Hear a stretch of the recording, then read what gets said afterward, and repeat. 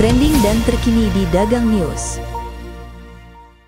Axis Real Estate Investment Trust atau Axis REIT dijangka mencatat lonjakan pendapatan dan agihan kepada pemegang unit bagi tahun keuangan 2026 hingga 2027. Ini susulan pengambil alihan terbesarnya bernilai 800 juta ringgit melibatkan tanah industri seluas 135.5 ekar daripada Anju Steel Berhad di Taman Perindustrian Pride.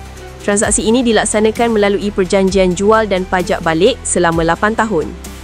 Anju akan menyelua semula fasiliti tersebut dengan bayaran tetap 4.16 juta ringgit sebulan.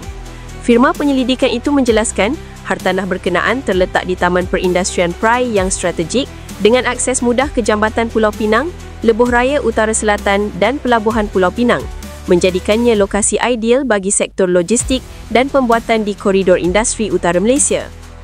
Menurut CGS International, aset ini dijangka menyumbang 44 juta ringgit setahun kepada pendapatan bersih operasi Axis REIT bersamaan 14% daripada unjuran NPI tahun 2026. Setakat ini, Axis REIT telah melengkapkan 3 pengambil alihan bernilai 930 juta ringgit bagi tahun 2025, meningkat ketara berbanding 8 pengambil alihan bernilai 719 juta ringgit pada tahun sebelumnya. Axis REIT terus memperkukuh portfolio industri berkualiti tinggi, menjanjikan pulangan mampan kepada pelabur jangka panjang.